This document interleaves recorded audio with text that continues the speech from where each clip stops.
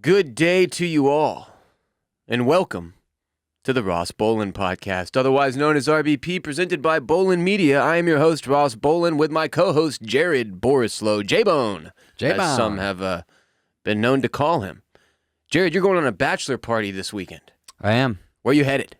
Outside of Denver. Outside of Denver. Do you know the history of the bachelor party, Jared? I have absolutely no idea. Surprise stuff to Wikipedia when you're high. J-Bone, hit the music. Grab your light. This is stuff to Wikipedia when you're high. Stuff to Wikipedia when you're high.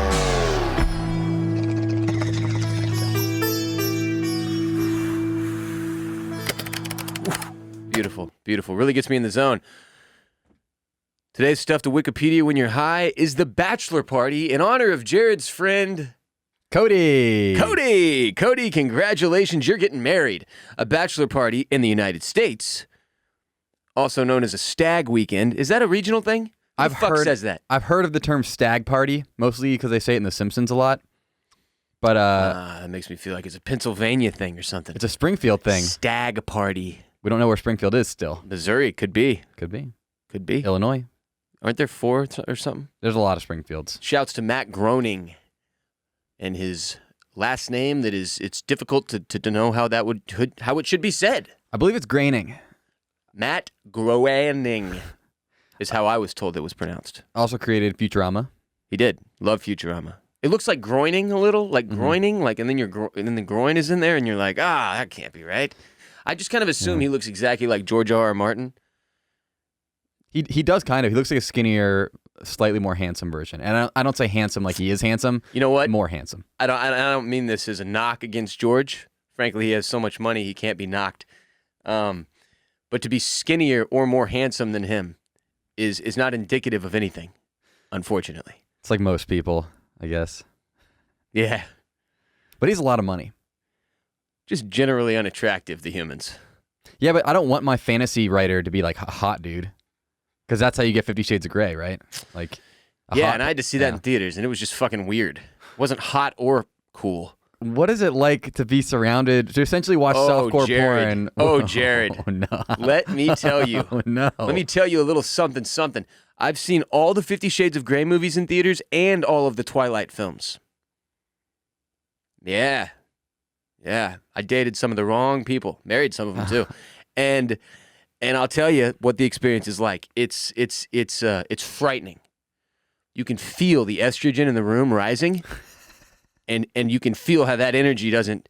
I'm an empath. I can feel this shit, and it's not. You're not supposed to be there, and they know it. And they can smell you. And there's just so much wine. The bears, they can smell the estrogen. They drink so much wine during these movies. Like, they get shit-faced in there. You don't know it, but girls are going in, like, groups of 3 to watch 50 Shades and just get blasted. And then they go home and just fuck the shit out of whoever's there. Yeah, that's what happens. The Twilight movies are a little different. There's crying and laughter. Like, they know they're shitty. I didn't realize that. I was in the third one, which is the worst. There's a 45-minute, spoiler alert, there's a 45-minute fucking scene in Twilight 3, okay? That after the scene happens, they go, ha-ha, just kidding, that's what could have happened. 45 fucking minutes, bro. That's the whole movie. And then they're like, they rip back the curtain and they're like, JK, that was I can't remember if it was a dream or like a potential alternate reality or like someone took a pill. I don't even remember. I just remember being like, what? And the women were laughing. They were laughing. I thought they took it serial. Do you think they were laughing because they heard people audibly gasp who didn't know the twist was coming, like you? Because you didn't think read the I book? audibly gasped? I just went, you got to be fucking kidding me. I was just like, what? And any noise I made was drowned out by what all the other noises in the moaning, the laughter, the screaming. Nobody's moaning. Yes, every noise is made during Twilight and fucking 50 Shades of Grey, bro. You have no idea. Some of the lines delivered in these films are so bad. At one point, out of nowhere, one of the vampires calls his girlfriend, the chick, a spider monkey. He's like, get on my back, spider monkey. We're going to fucking fly. I'm a vampire. That's a real thing that happens. It's the worst shit you've ever seen. And to see it in theaters is glorious. It's like the pinnacle of like, it's how you know we peaked as a country. Like creatively, industrially, monetarily, we peaked. We did that some time ago. Because now we're cranking out fucking Twilight movies and 50 Shades of Grey. And you're right, you do not want your fantasy writer to be hot. They need to be the most crotchety, hobbity looking motherfucker possible. That's how you get art. I still can't believe there are people who audibly moan in the theater. It was mostly me. I was in the second row, and every few minutes, just to throw everybody off, I'd go, ah! Yeah, that's why I got divorced. Is that one of those situations where like you open up the door to the theater and it's just must, just straight must, and, like misty sex? I'm just telling you, encapsulates you go in and you're like, yeah, this is nope. I'm not supposed to be here. It's just like it's the aura, everything of the scent, the musk, everything about those theaters for 50 Shades, for Twilight. You just know, like, oh my God. My straight dude ass is not supposed to be in here. This is fucked up. It's fucked up and dangerous. But you make it. You survive. You do what you can. So let's talk about the bachelor party. Yes. Speaking of Twilight and 50 Shades of Grey, I believe there are at least one bachelor party in the combined 6 films. A bachelor party in the United States, also known as a stag weekend, as we said, or stag party in the UK, Commonwealth countries. I'm still not clear on what that means. We're just going to keep saying it every time it's referenced, though, on Wikipedia. And Ireland, or a Bucks Night in Australia. Bucks Night, so far, coolest version of the name, obviously. It's a party held for a man who is shortly to enter marriage. A stag night is usually planned by the groom's friend or brother, occasionally with the assistance of a bachelor party planning company. You know anybody who's used that? That seems like you're lazy as fuck. Or you're just like the least socially qualified person of all time. How do you not know? It's a simple get-together, friend. You can't plan that? Like, you know, normal, like, regular motherfuckers are not traveling, like, cross-country for bachelor parties. They like, even I went to Louisiana, bro. Like, not everybody's going to Las Vegas. I know a lot of people do. But, like, dude, some people just do it at, like, at a buddy's house. And they get blackout drunk and, like, have a stripper or whatever, you know? Yeah. Like, that's a thing. I think the majority... Why the fuck would you need a party planning company for that? What are you, the stupidest human alive? How dumb are you? Do you know how easy it is to entertain a man who's about to get married? The list is so fucking short. It's unbelievable. Alcohol, partially naked women. Boom, you're done. And if you want to spice it up, obviously, like, add in some gambling. That's a move. Sports. That's why I went to Louisiana, for the gambling. Mm-hmm. Frankly, we didn't even have strippers at my bachelor party. Might have been the mistake. Might have been the thing, you know, the missing ingredient in that recipe. The bachelor party was fun as shit, but it was before I quit drinking. So everybody else got to have 2 days of fun. I was just in bed the second day mostly. I was literally on like the 40th floor of this hotel. Shouts to Tillman Fertitta and the Golden Nugget in Lake Charles, Louisiana. And I'm trying to get back in the good graces of the owners of the Rockets. I'm in a bad spot there. His kids are unfollowing me on Instagram and shit. It's a fucking mess. And I was looking down at the pool and all my friends having fun. And that was one of the moments where I was like, why the fuck do I keep drinking? Because it wasn't like how much I drank that led to that. It was like if I had 3 beers, bro, that's how I felt the next day. So I would just go ahead and have, 12. Duh. And that didn't make it better. Bachelor party, my bachelor party, great success day 1. Fucking amazing. Watch the Rockets beat the shit out of the Mavs in a playoff game. I believe it was the Mavs, which made it all the better. I was about to marry somebody from Dallas. Again, huge red flag. Should have just... Why? What are you doing? Who planned yours? Oh, man. My brother? Me? You don't plan your own, do you? I think I was like, yo, I want to go to the casino, and I'm not trying to go to Vegas. Y'all know I'm not trying to travel like that. Like, I had never been to Vegas. I didn't want to die. I thought if I went to Vegas for the first time for my own bachelor party that I would die. And I still stand by that decision. It's reasonable. And, I'm pretty sure, but like I'm pretty sure my brother gets credit. Sam, I'm pretty sure. The fact that I can't remember is not good. It's indicative of a lot of things, Jared. At least you didn't use a company, like a travel agency for bachelor parties. Yeah, so we hired Frank's bachelor party company, and Frank came through and was like, "Hi guys, I'm going to teach you how to book a flight." The fuck kind of ass clown needs a party planning company for that? So the first references to Western stag nights in the Oxford English Dictionary date to the 19th century. Traditionally, stag nights involve a black tie banquet hosted by the father of the groom that included a toast in honor of the groom and the bride. I missed all of those things on mine. Not sure how that happened. Since the 1980s, I've never heard of anybody doing any of those things. No. Bachelor parties in the United States have involved vacationing to a foreign destination or have featured female companies such as strippers or topless waitresses, which I thought were just called strippers.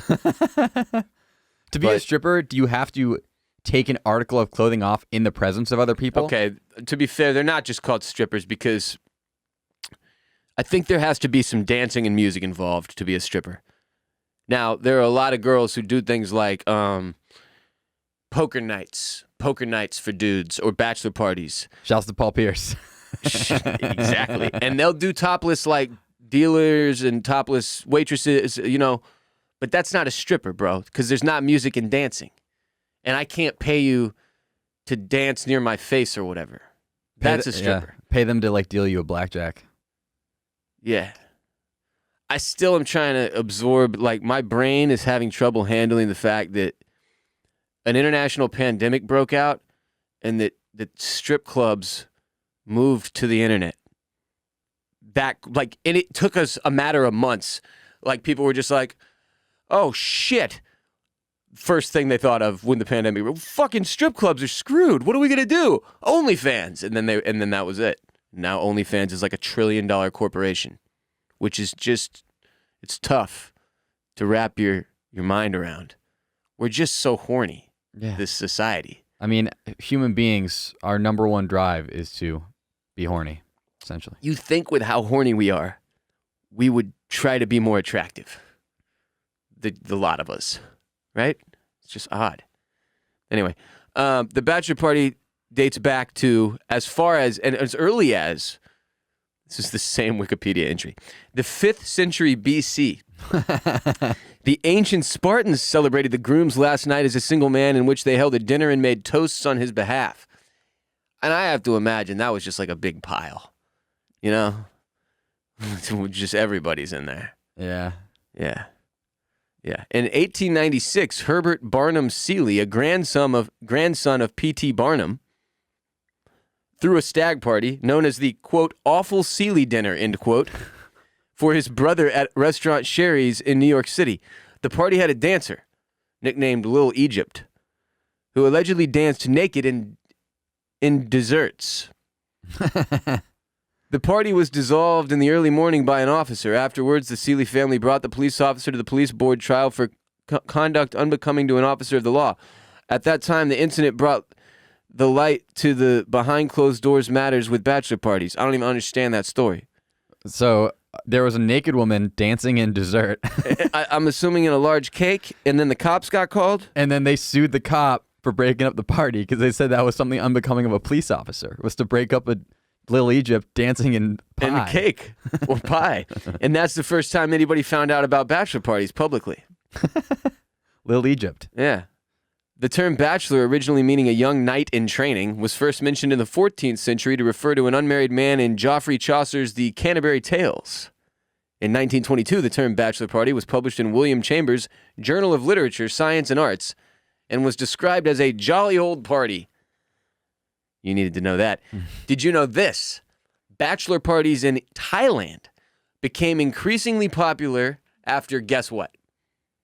Americans started going there? The huge success of The Hangover No way. 2, because it was filmed there. The Hangover 2 was filmed and based in Bangkok. And then they were like, what the fuck is this? We can do this? Bachelor? Okay, let's go. Now they're doing it. We're spreading our poison and our sin all over with our dicks. Yeah, I believe we saw Dr. Ken Jeong's penis in The Hangover 2. I think we see it in everything he's ever done. He's a doctor. I know. I saw it in it was like a a gum commercial. He still took it out on Try to television. chew on this. Yeah. It is about the size of a chiclet.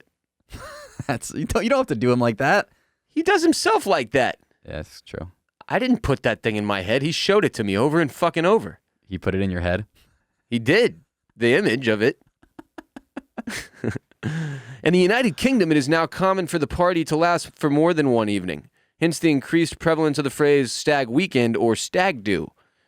A spin-off has been the growth of the stag weekend industry in the UK, with various companies taking over the preparation in the event. Do you feel like, low-key, it's possible that these bachelor party companies that exist, these stag weekend companies, are lobbying on Wikipedia to get these mentions because no one is aware of them? I think Or it's would entirely use them? possible. Or are there that many doofuses out there who have no fucking idea how to plan a bachelor party? Like, it's just not hard. I don't get, like if you can't plan a bachelor party or you don't know someone who is qualified to do that for you, you're not ready to get married. Yeah. No, Like, I agree that's with the that. qualifying fucking... Or you don't know how to have fun, which means you are ready to get married. Marriage jokes are good. They're good. They become like mini holidays in the UK, with groups taking part in various daytime activities as well as expected night out on the town activities. So it sounds like pretty normal, just like here in the UK. Then it says stag parties abroad have been known to involve visits to brothels and prostitutes. Something I never understood about the bachelor party is like, he's not a bachelor. He's engaged. Yeah. It's the concept of like the way it was pitched to me essentially by Hollywood, I guess, was like, this is your last chance to go out and just like fuck up your life. That's what I'm thinking. Like, just go out and put your dick in everything and like just do drugs and like mess up your whole life. Because you're about to have to get married and then you're never going to have fun again. That was that's like the way it was showed to me. Like, you're never going to have fun again. It's over. So like, just go fuck up your whole life. Yeah. Hey, dude. Hey, this is your last chance to cheat, get out of this. To cheat. to really fuck this up. Like, to really, really fuck this up so that you don't have to get married. This is your last opportunity. If you make it through this weekend, then clearly you want to get married. If you end up in jail and like with an STD, then clearly you didn't want to get married. It's the last checkpoint. It's a trial. Yeah. And many, many, many people fail. But then they still And then get they married. still get married. And it's like, what did you know, let's start the clock, the fucking countdown here to the divorce, which is what happens, you know? Sad. Very unfair. Back to the history of the bachelor party, because God knows we haven't gotten enough of it yet. Bachelor parties in the U.S. stereotypically entail the mass consumption of alcohol, hiring a stripper, and general rowdiness to which the bride might not have a positive reaction. In fact, the defining feature of the bachelor party is that the fiancé is not present. Increasingly, bachelor parties have come to symbolize the last time when the groom is free of the influence of his new wife or partner. Yes, and that influence would keep them from doing things like having sex with strangers, hiring strippers, drinking alcohol to the point of blackout, things like that, which unfortunately, you know, many people enjoy before marriage, and many after the fact as well. Still, depends. Increasingly, bachelor parties have come to I already said that. Pop-out cakes are sometimes associated. Have you ever seen a pop-out cake? No. Only on Arrested Development. Yeah. Aren't there also stories of They like? hire a narcoleptic stripper and she falls asleep in the pop-out cake and then they think they killed her. Yep. Yeah, it's good stuff. That is a great scene. Do you think has anybody ever died from being stuck in a Garen a fucking pop-up Tiet, cake? dude. Rest in peace to him or her. Maybe that's how Lil Egypt died. Damn, son. Rest in peace, Little Egypt. Fucking Little Egypt? What? Was it Little or Lil? It was Little. Okay. Yeah. Lil was a little bit too new it's for the still Lil Egypt. 1920s or whenever that was. She was the first. She was the originator of the Lil. Yeah. In France and in many French-speaking regions, such as Quebec, the bachelor party is called enterrement des vieilles des garçons, which literally means the burial of the life as a boy. Sounds like a bar mitzvah. It does. Or, quote, burial/funeral of the life as a bachelor, which I mean, yeah, that's the other part of it is like, it could be like literally the burial of you or one of your boys if you don't like, if you're not, if that's it's a test, like you said. Can you survive this debauchery? And can you survive? Because here's the thing about bachelor parties that women might not realize. Like, the groom is the least fucking dangerous person there, by far. He's usually the guy who's like, all right, like, chill. Like, I'm just trying to, like, survive this. Like, everybody chill. Like, please. Everybody else, and the married guys are the worst. They're the fucking worst. Nobody tells you that. But the married guys are the worst. They're so degenerate, dude. Like, it's them making the dude who's about to get married do all the horrible things. Like, they're the ones you need to keep your eye on. The longer they've been married that dude on a bachelor party, the more dangerous. You got to keep an eye on that motherfucker. He's sneaky and he's weird. He's fucking dangerous. By the way, this is my first bachelor party that I've been on. Are you serious? Well, not including my brother-in-law's. Like, oh my first God. one of one of my Okay. friends. Okay. Not my brother-in-law's. Dude, this is going to be a real trip for you. Yeah, it's a weird thing to see, like, because okay, how many guys are going on this one? I think like 8. It's a weird thing to see 8 dudes in the different versions of Unleashed, you know? Mm-hmm. Because there's like one guy who's really got his shit together and like has a kid already or something, and there's like one guy who's been married for 2 years, and then there's like one guy who's never had a girlfriend and can't stop doing ecstasy, and then there's like, you know what I mean? There's different levels, and then when you get to the strip club, you see exactly which level everybody's at, and sometimes it'll surprise you. It's not the dude you would think it would be who like ends up in a back room for much longer than you're comfortable with, and you're like, what? Frank, really? Frank. So somebody's gonna surprise me. Yeah, oh yeah. Yeah, it's gonna be surprising, all right. And you'll watch the burial of the life as a boy. For women, it is the enterrement de veille de Jean Fleury. We're still in Quebec or whatever. Translated as burial/funeral of the life as a young girl/maiden. Bachelor parties were known as early as the 1830s when in the Charpenaz neighborhood of Léon, groups of young men would dine at the restaurant of La Mère Blé on her famous dish of enormous dumplings. What? Les tétons de Venus, which translates to Venus's breasts. Enormous dumplings. That's, by the way, people wonder this.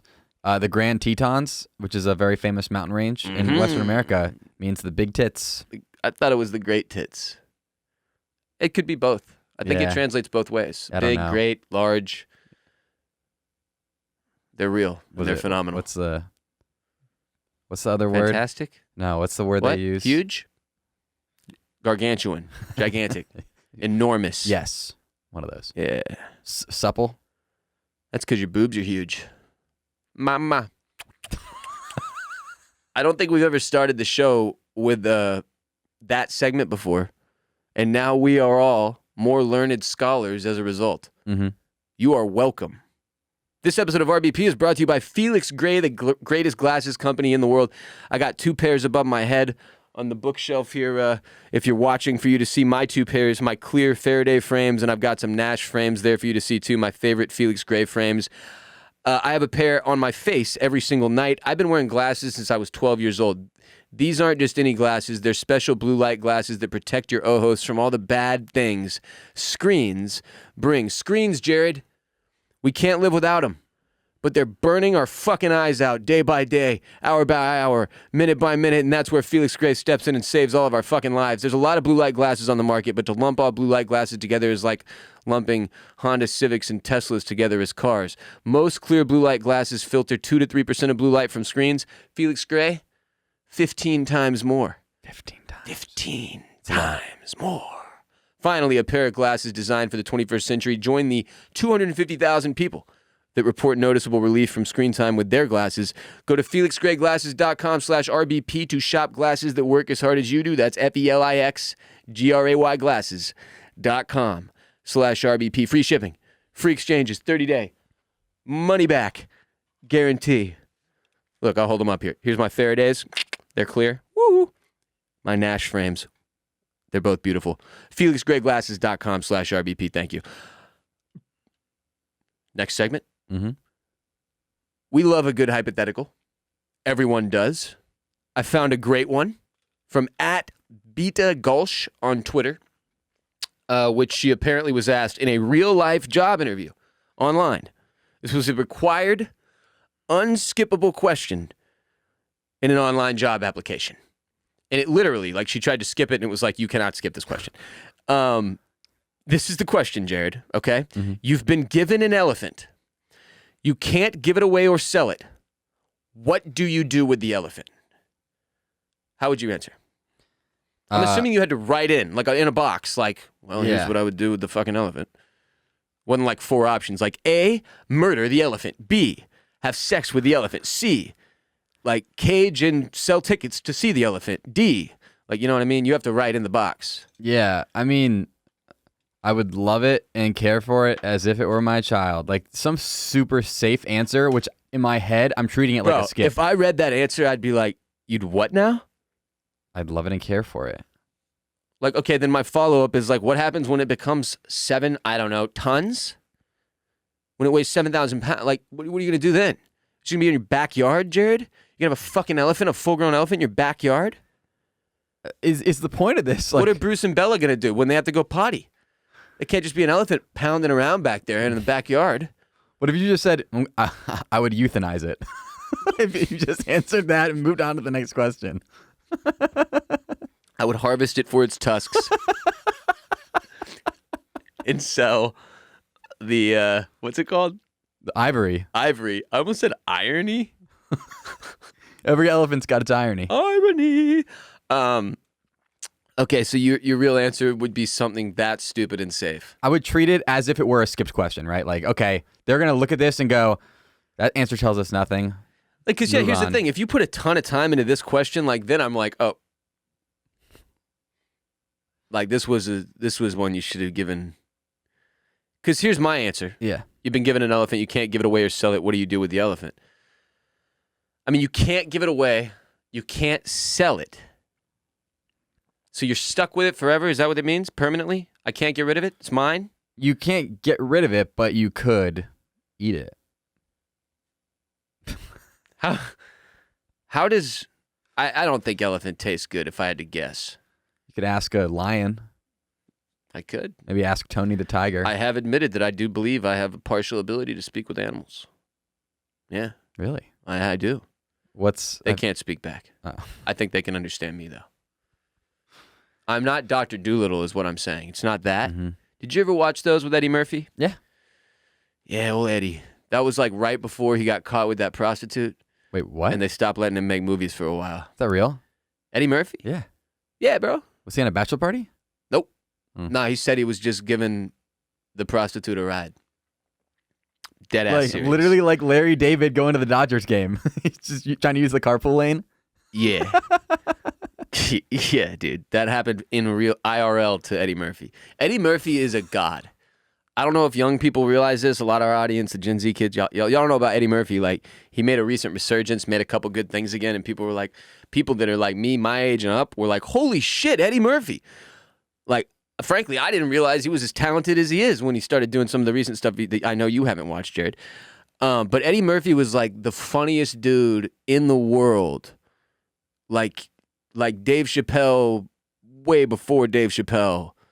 Like in the 80s and shit, like Eddie Murphy was wearing like the same shit as Michael Jackson, except he was on stage telling jokes and like Yeah. on cocaine. Like it was fucking wild. Do you remember on SNL when they had Eddie Murphy, Chris Rock, and Tracy Morgan, See, I always say Jordan because of the show. Yeah. 30 Rock happens all the time to him now. He said it's like 50-50, whether or not somebody will call him the correct one or the incorrect one. But they had all them on stage. What a squad. Bruh.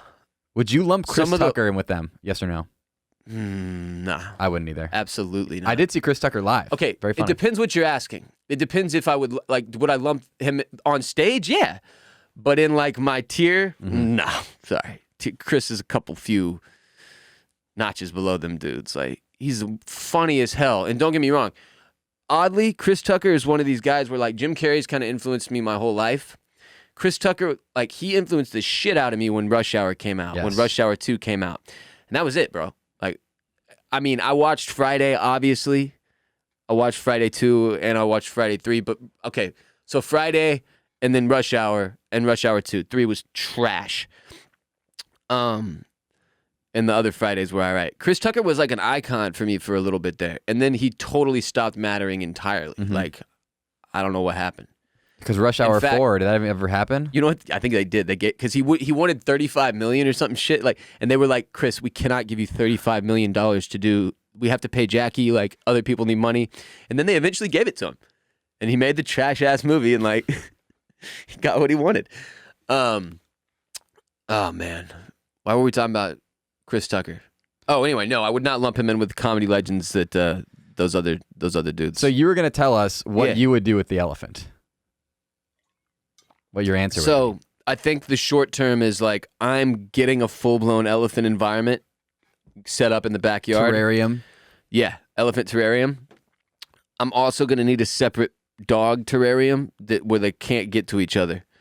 I can't because I've seen the consequences of what happens when Bruce tries to hurt a dog and gets rolled on. I don't want to see what happens when he tries to hurt an elephant and gets squished like a pancake, you know?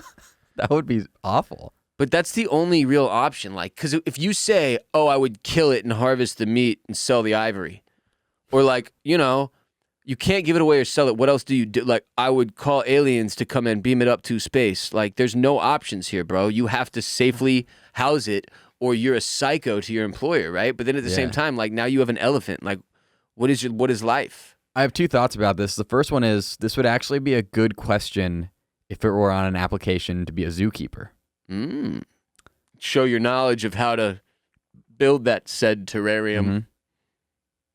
The second thought I had is that it tells you, like, if somebody asks you this question, if a potential employer is asking you this, I think it pretty clearly tells you that they plan to offload an elephant onto you at some point during your tenure at their organization. Which is concerning It is. for a potential employee to consider. Are these people going to shaft me with a goddamn elephant? Because I don't know if I can handle Dumbo in my backyard, bro. What is it? I like it, man. I like questions like this. I don't want to hear about your 5-year plan. Yeah. I want to hear like how you handle the psychological torture that is this question. You've been given an elephant. You can't give it away or sell it. What do you do with the elephant? Tweet your answers at Jared and I. There are a lot of good ones under the original tweet, which, as I said, is at BEETAGOLSH on Twitter. Beetagolsh. And Yeah. you can see a lot of replies. This went very viral. A lot of good replies in there. And we'd love to hear y'all's as Yeah. well. So tweet them at us, at Jared Borislow, at WR Bolen on Twitter. This is kind of similar to, so when I was applying for my job here at Bolen Media, Yep. you asked me a similar kind of like off the wall, like catch you off guard question. Yeah, what was it? The question Ross asked me was, if you could spit on one part of my body, what would it be? That was a tough one to answer. I got you with that one. I really made you think, didn't I? You gave me the right answer, though. You gave me the right answer. I'll tell you. You got the job, Jared. You got the fucking job, Jared. How am I supposed to go straight from that into an ad read, man? Like, how? I just don't even. I have to, though. I have no choice. The show must go on. The show must go on. This episode of RBP is also brought to you by Gravity Blanket. Gravity Blanket is a top-rated weighted blanket that helps you fall asleep faster and stay asleep longer. Jared, these things are incredible. It feels like you're being hugged by, you know, Barney as you sleep in a non-creepy way. Like weighted blankets Oh are my God, dude. It's so comfy. they help so many things. Like they help you sleep better. It helps with anxiety because it's like a hug. Yes. And May is Mental Health Awareness Month. Many people have forgotten this, not mentioned this at all. Many people. Not us, though. May is Mental Health Awareness Month. Approximately 60% of users reported Gravity helped reduce overall levels of stress. And I can tell you, having used this for many nights now, you just sleep different. You feel, you know how like a lot of us, we got a lot going on in our minds when we're trying to sleep, right? You toss and you turn. Nope. Not with this, baby. Hold you softly in its bosom. Your Gravity blanket. It All literally, night long. it's like being tucked in because the whole thing about being tucked in Yes. is it like holds you down into the bed and makes Oh, you feel yeah. like you're back in the womb. Taken care of. Mm-hmm. Oh, yeah. It's the only blanket proven to improve sleep quality, with 78% of people reporting a better night's sleep when using Gravity. They have an impeccable lineup, Jared, of sleep products. Not just blankets. The weighted mask, awesome. You can heat it or you can cool it, whichever you prefer. Do you like a little heat on your face when you go and sleep, or you like a little cool? It's got weight to it, too. Beautiful. Wonderful. Gravity. Get you some, Jared. Get you some. The only weighted blanket scientifically studied and proven to improve sleep quality and reduce stress. The one and only Gravity blanket. It uses deep touch pressure simulation and gives you the sensation of being hugged. Go to gravityblankets.com. Use the code ROSS when you check out and get 15% off your purchase. That's ROSS, code ROSS, when you check out at gravityblankets.com. Get a blanket, get a weighted sleep mask. They've got weighted robes. Shouts to the year of the robe. Use promo code ROSS, 15% off your purchase. Get 15% off the blanket that everyone's talking about. Go to gravityblankets.com today. Use the code ROSS when you check out. Jared, let's talk taxes. Shall we? Let's do it. I've always been confused by taxes. I don't know about you, Jared. I was recently reminded of this when filing our Bolen media taxes for 2020 and realizing how much money I am going to have to pay the government with one stupid fucking check this week. So let's get a baseline understanding here first, shall we, Jared? Jared, why do we pay taxes? I believe we pay them to fund government programs and employees, infrastructure projects, social projects, and other common resources. Common resource. That's interesting. What does the government do with our taxes other than the things you just named? I don't know. Put them in fucking... I'll give you one that I can guess. We do war with them. Oh, yeah. We do war stuff. Yes, defense. With our taxes. And Jared, why do some people pay more taxes than others? Well, ideally because they make more money, but oftentimes it's because they make less money and there are either tax exemptions or loopholes involved that allow someone making more money to pay less taxes. And that's where a lot of the confusion about taxes comes in, right? You hear things like, this guy paid $700 in taxes. That's crazy because I paid $17,000 in taxes and I make way less money than that guy does. That's not good. And let me explain some of the confusion around that. Like for a dude like, let's say Donald Trump, he owns a lot of different companies, right? He was also president.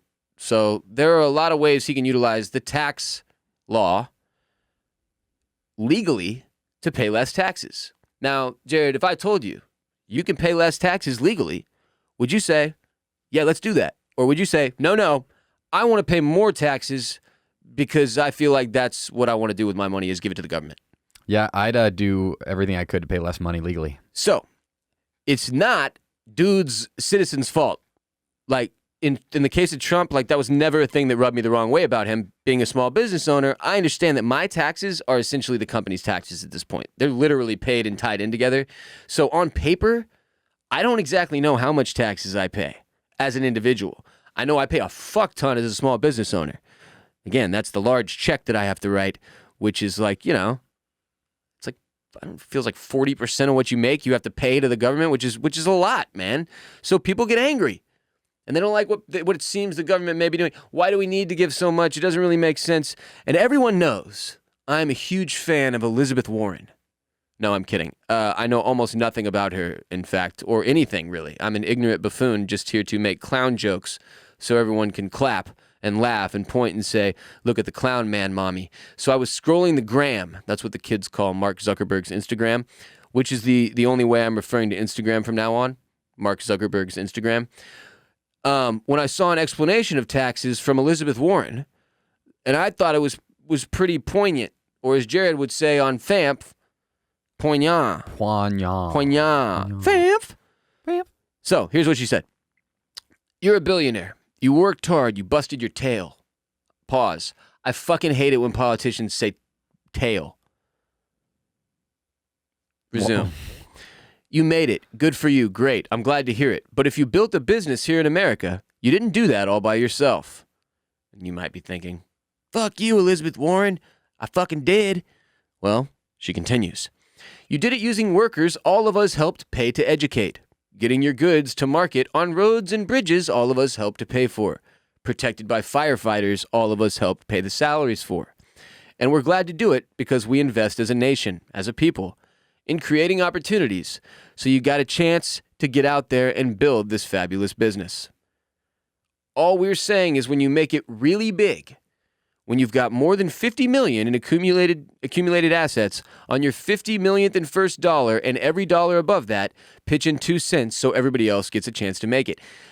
That's, again, I'm still quoting her, and this is her pitch, obviously. It's got her slant on it and her version of this, and people disagree with it, but I'm just explaining it in the way she explained it because I think it's kind of helpful to look at it this way. That 2 cents from the very top will produce $3 trillion in revenues over the next 10 years. That's a theoretical pitch, obviously. That's enough money for universal child care and early child care education for every baby in this country. To revitalize all K through 12 schools, cancel $50,000 of student loan debt, put real investments on our historical black colleges and universities, make all of our colleges tuition free, and still have money left over. Theoretically, right? But that's how much money that is. Just 2 cents off every dollar over 50 million accumulated in assets is what she's saying would pay for all of that, okay? That's a really interesting way to look at it. And the part that's most interesting to me is not necessarily the social side of it on the end and what they would do with the money. It's the explanation for why they deserve the money. And that at least gives me something I can kind of work with to wrap my head around, because obviously it's not fun when you start to look at how they spend the money one way or the other. Even when they say all this, fun-sounding stuff that hypothetically you're like, yeah, sure. You're like, they're also buying like $1,000 toilets for government offices. They make dog shit decisions constantly, like all day, every day. They're just setting money on fucking fire up there. So, and they've been doing this the whole time the country's like existed, basically. Yeah. It's not like this is some new fucking thing where people have a problem with the way the government spends money. It's always going to be a problem because there's this inherent thing, like to even get high up enough in the government to make the decisions on what happens with the money, you have to be a fucking psycho. So obviously we end up with money just being spent on $1,000 toilets and like wars in countries that we didn't know existed or didn't need to know existed. So the part that matters to me, the part that I'm very interested in, is the explanation about like, look, without the infrastructure this country provides, you wouldn't have been able to do what you do. And that is at least partially true. The part of it that's still weird is like, well, I was, if for me, for example, the part of it that's still odd is like, yeah, but I was just born here, bro. Like, I didn't really pick this, you know? Mm-hmm. I'm just paying the fee for being here, but I didn't really pick here. Obviously, I love this country. I'm very thankful that I was born here. It's a blessing. But it's odd. It's an odd feature of humanity. Like, the taxes thing in every country. When you're born into a country, you just got this immediate amount of money you owe at some point for being there. And what's weird is it's not like you can go and be like, well, I don't want to do that system. I want to go make my own country. No, you can't do that. You can't make your own country. I don't like that. No, there's that one called like Sealand that like they try to make a country out of like an old like oil. Sentinel Island is the only people who've got this covered, man. It's like you can't go out there. If you do, you get like a spear to the chest and it's over, bro. Maybe they have taxes. I bet you they do. Do you remember that guy who tried to bring them a football?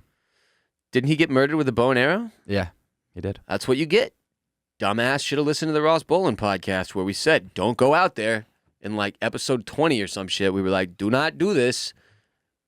Lo and behold, a couple years later, some fucking jackass is trying to throw football with him on the beach. Takes an arrow to the chest. So. They buried him, though. Yeah. Respect. Yeah. Respect. So that's taxes. Talking taxes with, and there's also a J. Cole song that talks about this where it's interesting. He gets real upset about his taxes in the middle of the song, and then he's like, you know what? I wouldn't be upset about tax. This is not the verse. I'm not doing his bars. I'm just giving you the concept. He's like, you know what? I'd be less upset if I could pick where the money goes. Like, give me it's the year 2021. Give me an app on my phone that lets me pick where I'm putting my tax dollars. So that, like, if I want to fund education or, like, whatever, because the thing that's upsetting is that, like, when you think about how they're spending all that money that you work so hard for, right? That's the thing people get mad about. And I don't think there's any version of this so far. Like, I've seen Republican presidents. I've seen Democratic presidents. And taxes seem to suck the same amount of dick, like, all the time, right? Percentage-wise differences based on me being, very fortunate to be in this country in the tax brackets that I've been in throughout the course of my life. You notice the bump for sure. But like in terms of shittiness, it's always shitty because then you have to watch them go spend that money like ass. So at least there's a little bit of a reason, like a little bit more of an explanation for why that money needs to go where it goes. Because like without the infrastructure America provides, we wouldn't even have the opportunity to do blah, blah, blah. At least there's a little more of an argument. I'm sure there's a counter argument to that I will get bombed with on Twitter by the socialists and the other doctrines, other types of political beliefs. Yeah. Jared, what if I told you, on a related note, that we have a sponsor that will sell you shorts that you can go to the beach and swim in and or work out in and play disc golf in while making love to a forest nymph. That sounds like I need them, Ross. There's a pair directly behind your head. Oh my In God. that box right there. I've got 2 pairs in my hands. Birddogs are back with the summertime hit. Birddogs.com. Use the code RBP, and you'll also receive a pair of Birddogs rubber ventilated shoes. They're like Crocs, Jared, but you can't call them Crocs apparently just for legal reasons, which is, interesting. I have Birddogs rubber ventilated shoes, though, and they're the best goddamn rubber ventilated shoes I've ever owned, which puts them right on par with Birddogs shorts with the built-in underwear, so I can just throw on some Birddogs, take Jared out back, spank his tight little ass, and start my day. Jared, what do you do in your Birddogs? I literally wore, so I got some of my Birddogs that came in the mail, and Yeah. I wore Birddogs 2 days straight. I decided to wear one pair one day, one pair the other day. He's lying. He had the same pair on for 2 days. That's No, the real story. No. I literally wanted to never take them off, and my girlfriend's like, "Hey, we should probably wash those." And I was like, "No." She was like, Jared, let's make love. And you were like, sorry, can't take off these Birddogs. Yep. They're too comfortable. I was literally holding on to our bedpost, going, "No, I'm not washing them. No." And she had to rip them off and throw them in the washer. God, yeah. Yeah. You love that. Yeah, birddogs.com, code RBP. Change your life today. Your whole damn life, Jared. Change They it. really are the most comfortable shorts I've ever Yeah, they're worn. super comfortable. And I call those Birddogs the free rubber ventilated shoes. I call them lawn cleats. They're to do your yard work in, pussy boy. What, So, what, I what don't people know need why. to know, if you're like, man, I hate laundry, cut your laundry in half by getting shorts with a built-in liner, and then you don't have to wash underwear because you're washing the underwear and the shorts at the same time. Just They a really little are life hack. beautiful. Look, and they've got like crazy ass patterns like this that I love. Beautiful. I've got the Pedro And then they've Picasso. got some very regular plain ones. If you're like, I don't want to be too crazy. I don't want, and they're both equally as comfortable and Yes. equally as filled with the ability for you to not have to wear underwears at all. I believe everybody, their first time purchasing Birddogs with code RBP, should get one pair of crazy ones and one pair of regular ones. Crazy ones to be crazy in, go to the pool. Wild and crazy. Wild and crazy, and then another pair to just wear out. Yeah. Wear out your dong. What? I just wear it out. Birddogs.com, code RBP for free rubber ventilated lawn cleats to do your yard work in. Next segment. What's the deal with this podcast? What's the deal with this podcast? It's got Ross on it. Who's Ross It's got Bolen? Jared on it. Have you seen this? Have you heard about this? What is the deal with this podcast? We have a lot of listeners that are new here, that don't know a lot about us historically, right? Like, question we get, like, who owns this podcast? Who owns it? The answer is Bolen Media, Bolen. My last name is Ross Bolen. The show's called the Ross Bolen Podcast. If you start to tie things together, eventually what you figure out via Q drops is that I funded and started this company in March of 2019, okay? And I was the only employee for a while. And then obviously, if you've been listening to the show, you're aware we've had a few different co-hosts. And now we have Mr. Jared Borslow, J-Bone, our co-host here. And Bolen Media is over 2 years old at this point. Finally at a point where I can refinance my goddamn house. You might not know this, but when you start a business, when you're self-employed, like, you can't get shit financed for the first 2 years. You got to have 2 years on the books before banks will really screw with you. Well, at least if you're, a broke boy like me. I don't know how it works for like rich people that already have a shit ton of collateral. They were like, "What's your collateral?" And I was like, "My who?" I've got a podcast. It's actually the elephant that I'm raising in my backyard. So Bolen Media has existed for a couple years, but Jared and I are the only 2 full-time employees. We have some part-time contract employees like Barrett, who does oysters, clams, and cockles with me as a co-host, but that's it.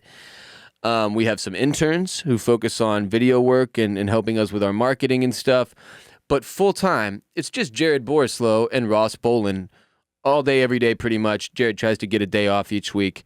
I waved bye-bye to that some time ago. All day, every day, though, pretty much. We're working on Bolen Media. Jared's been here for a few months, and we've really gotten things to a place where with both this show and our marketing on social media, which are the 2, frankly, most important things when push comes to shove, to a place where we're very proud of them now.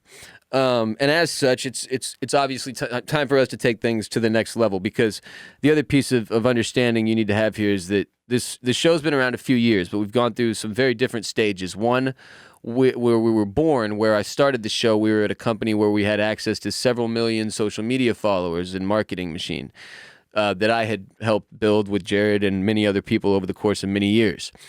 Well, that made it really easy to like get new listeners, get the word out there that the show existed, etc.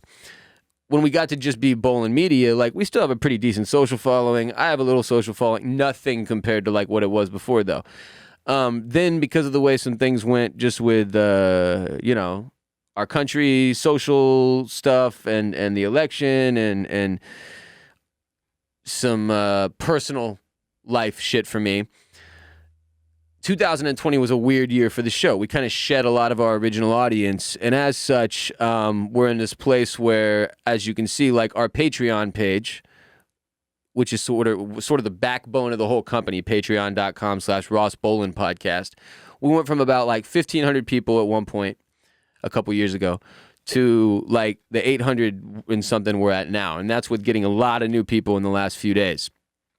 Here's why that's important, and here's my point. As a company and as a podcast, we're in this place where we're sort of like rebuilding from our core, basically. And it's really, really important that we get the support of our listeners who are here and all the people who are new here in the same place and on board with what we're doing. And that place is patreon.com/Ross Bolen podcast, which we did a soft launch of the relaunch of our Patreon page over the weekend. And we're very excited with how it's going and how the response has gone from our listeners who are already there and our supporters who are already there on Patreon. Patreon is just a platform that allows us the ability to bring you more content in exchange for your direct financial support. That's it. That's all you need to know about it. It's very simple. It's a great platform, accessible through your mobile, through your computer, through your, And we're getting hard because it's time for the hard launch. Hard launch. This is the hard launch. We are doing it. We are launching hard right now on patreon.com/Ross Bolen podcast. And the deal with this podcast is this. We think we're bringing you a great show each and every week on Monday and Wednesday. I can promise you we're going to bring you a great show every Friday as well on patreon.com/Ross Bolen podcast, ad-free, exclusively available there on Patreon. But we need the support of our listenership, our fan base, of all of you out there who want to see RBP not just back where it was listenership-wise or whatever, but to continue to grow and get better and to become even bigger than it ever has been before, right? If you want to help support us and make sure that this show gets the opportunity to keep growing, and this company here, like I said, it's really the backbone of the whole company at this point, our Patreon page, because just to give a bit of insight without it getting complicated, the advertising side of this, the other big piece of revenue we have here from the podcast is obviously our great sponsors that we have. Like today, we have Birddogs and Felix Gray Gravity. And Gravity blankets as well. But the way that industry works, the payouts are in 30 and 60 and 90-day delays. It just makes it very difficult for a two-man company like ours to really get a consistent revenue stream that we can work off of to then go on and hire more people or even more contract employees. At some point, obviously, we do want to hire more full-time people. Jared and I need to get back to a place where we have a baseline, though, that we can work with. And that baseline is Patreon, and it being cut in half from where it was, pretty devastating to our financial baseline. So So Ross, right now I'm the fucking new guy. I'm you're the new FNG. guy. You're the fucking I don't new want to guy. be that. We need to hire somebody, so I'm not the new guy. Ross just goes out and whips my tight little ass in the backyard every single day. It's a real beating for you. So eventually on Patreon, one of our goals will be to get an FNG. Could be girl, could be Goliath for all I know. And then Jared won't have to be the FNG anymore. So Patreon is the platform where you can support the show in exchange for ad-free, additional, exclusive, and that's the other important part. It's no ads, but it's also the only place you can get these episodes. It's the only place you're going to get these columns, these videos. Why should you join? Because we need you. We need your support. We need to be able to have a financial backbone that is consistent, that we know exactly how much money is coming in each month and exactly how many people want us to be here doing this job so that Jared and I can know if and when we get the opportunity to grow this thing even bigger than it already is and hire more people full time and continue to get our marketing. If you've enjoyed what you've seen on social media, if you've enjoyed the new YouTube, we have a great new background. We're working on a new logo for the show. We're doing anything and everything we can to get things to their absolute best. And you can always improve from there. So this is forever for us, and I promise you that. We are here to bust ass, to entertain you, and make sure that you get what you want. And that includes on Friday episodes that are ad-free and exclusive. It includes all the new tiers on Patreon. Jared, do you want to explain some of those now? Because there were people who were like, before we had a $5 tier, and then we had a $100 tier for people who just really were hardcore and wanted to support, and that was it. And people were always complaining, like, I want something in between, or how does this work? So Jared put together some new tiers for us. Jared, explain. So we have a $5 tier called the RBP Gang. We have a $10 tier called the RBP Enforcers, and we have the $100 tier called the OGs. So, you can check out the full details for these tiers on patreon.com/Ross Bolen Podcast, but I'm going to run through them right now. So the $5 tier, the RBP Gang, gets you an additional ad-free premium audio episode of RBP every single Friday for just $5 a month minimum. Exclusive, ad-free, every Friday. You get 33% more RBP every week. That's every 33% every week. Yeah, and these episodes are very amazing because they're kind of unhinged. We have no advertisers. We're just sitting in this room. It's a much more intimate audience. It is. There's not as many people I can upset, frankly. Yeah. So I just yell obscenities into the microphone and then spank Jared's tight little ass. He does that all the time. That's what we do on Patreon. You also get access in the $5 tier to the monthly Bolen Media update column. Ross is just going to be writing an update about where the company's at, what's on the pipeline. What we're working on, what projects are on deck. Guests being spoken to. People are often asking questions like, when's merch coming back? Well, you'll get an update on how we're doing merch in that Patreon Bolen Media update column, the next one that comes out, because you get access to merch drops in the $5 tier. Boom, baby. If you ever wanted to buy RBP merch, that's the only place you're going to be able to do it is on Patreon. And we bought and paid for several new designs in 2020 that we are yet to release, that are ready to go. I'm wearing the Ross Bolen Podcast hat right now that people have said they would pay upwards of $800 for on the internet. I've seen it. This hat is going to be remade, reforged, almost like the sword in Lord of the Rings, and it's going to be put out there again for a much lower price than $800 per hat, Jared. I can promise you that. It's probably going to be something more like $20 or $30 per hat. You're not going to believe it. What a deal. Value of $800, allegedly. Price, $20, $30, also allegedly. The only place you're going to be able to get this stuff, though, is patreon.com/Ross Bolen Podcast. You're going to get columns, you're going to get merch, you're going to get all kinds of crazy shit based on which tier you pick. Go ahead, Jared. Another thing in the $5 tier is entry into gang giveaways where we're going to be giving away crazy stuff like sneakers, spa packages, and other dope shit. Gang giveaways. And Ross and I are going to be really hyping those up when those start up. Those are going to be fun. I'm excited for the first one. No other comments right now. And finally, in the $5 tier, entry into the monthly Get Interviewed on RBP Drawing. Where Very excited about this. Every month, one patron each month will be selected to be interviewed by me and Ross. Yes, obviously, many of you are in other states or countries even. We will Zoom, obviously. And this interview is going to be around 5 minutes long. Jared and I are going to ask you questions. You're going to have to answer those questions, and that's it. Yep. But you don't need to come prepared. You just got to answer our questions. That's it. You get no prep, no questions being sent to you beforehand.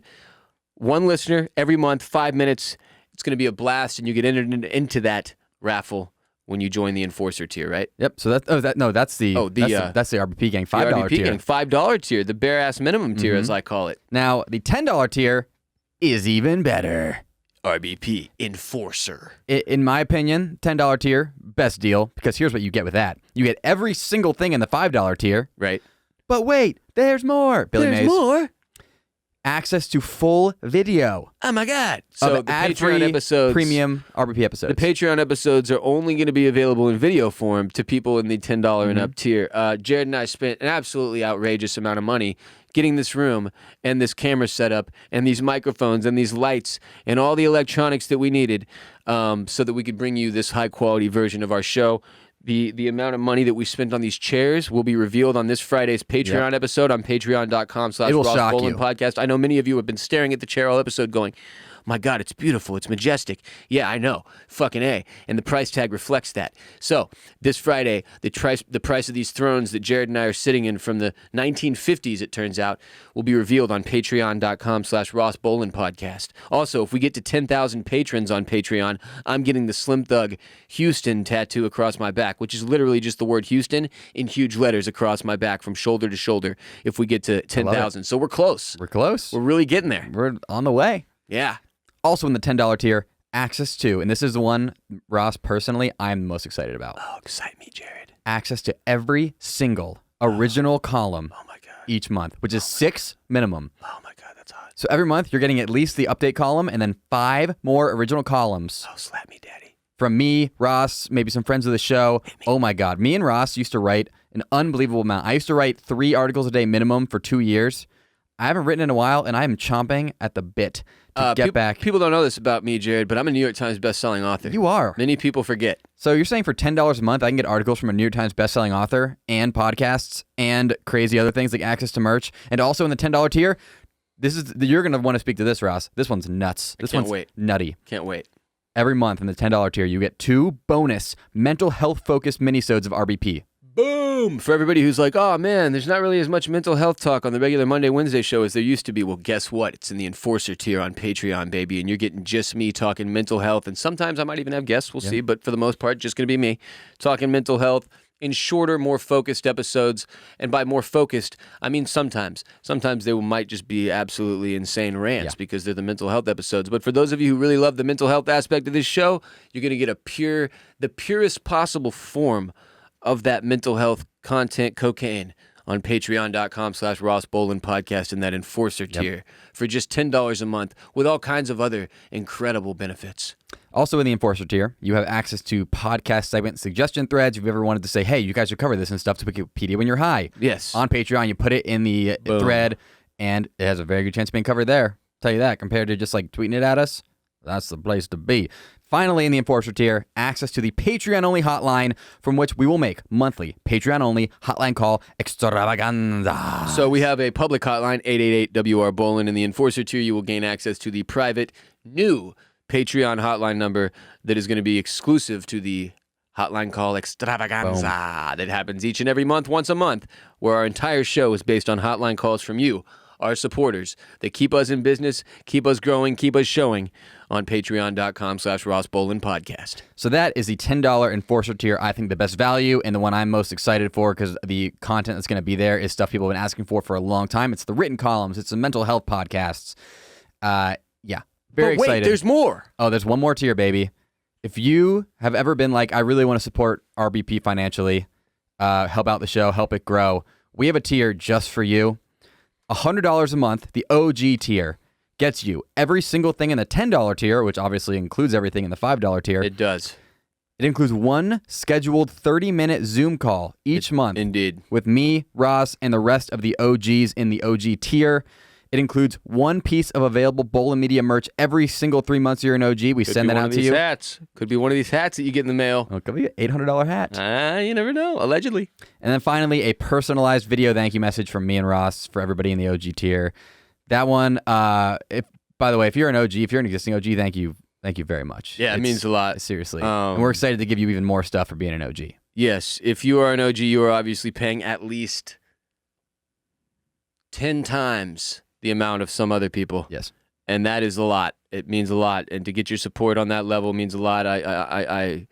Some of you must have done really well with Dogecoin. Yeah. But seriously, it does mean the world. Even if you can only give $5 every month, I promise you will get more than $5 worth of content in that RBP gang tier. You'll get more than $5 worth of, or $10 worth of content in that RBP Enforcer tier.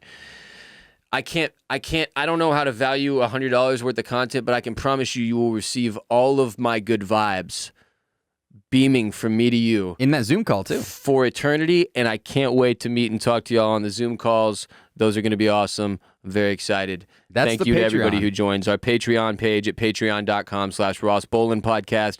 If you want more RBP, if you want written columns, if you want access to these mental health exclusive episodes, if you want access to these exclusive Zoom calls and all the other stuff, the merch and everything else that Jared just mentioned, go to patreon.com/Ross Bolen Podcast. There are individual videos for each tier that you can watch once you've gained access to them, I believe. There's an intro video at the top of the page that explains everything as well. And we're very, very excited for this new era on Patreon 2.0 for us, basically. Patreon.com/Ross Bolen Podcast. Go today, pick a tier, support the show, and get Mo. I'm so excited for this hard launch. Hard launch. We'll be back Wednesday, but if you are craving more RBP between now and Wednesday, guess where you can go, Jared? Patreon. And guess what happens? When you join your tier, you immediately gain access to a ton of backlogged exclusive episodes when you join a tier in support of RBP today on patreon.com/Ross Bolen Podcast. Happy birthday, by the way. Belated birthday to Michaela. Also, happy birthday belated to Kiko. Two very cool names. Those are very cool. Yeah. Any general shouts from you, J-Bone? No, just that on the Patreon, like Ross said, if you want some more RBP, there's like over 50 episodes never before heard off of Patreon on that. Backlogged. Get in the backlog. Back that log up, daddy. You might think you're so cool because, I'm caught up on the RBP main feed. Well, if you're not caught up on the backlog You're not in cool our Patreon, anymore, are you, you're not very cool mommy? anymore. Yeah, you're not. Yeah. Shouts to all the moms out there. Yesterday was Mother's Day. Happy Mother's Day. There's a general shout. Yeah. We're Follow on me. TikTok. Oh, yeah. Follow us on At TikTok. the Ross Jared plugging himself before the show. TikTok Sorry. at the Ross Bolen Podcast. Instagram at the Ross Bolen Podcast. Twitter at Ross Bolen Pod. Follow Jared at Jared Borslow everywhere. At Sir J-Bone on Twitch. Twitch.tv/Sir J-Bone. I am at WR Bolen on Twitter, Instagram, and Snapchat. By the way, keep tagging us and stuff on Instagram. Keep sending us the content that you think you want featured in our Instagram or whatever. We love putting up stuff from y'all, so keep it coming. And twitch.tv/Boss Rollin for me is my Twitch handle. We'll be back Wednesday with another show, like we said. If you need more before then, go to Patreon, and then we'll be back Friday on Patreon with a phenomenal episode that, surprise, bitch, I already recorded. Oh, my God. I already recorded it. That's it. That's it. The show's over. Go live the rest of your day. Have a great Monday. You can do it. You can do it. Cut his fucking head off.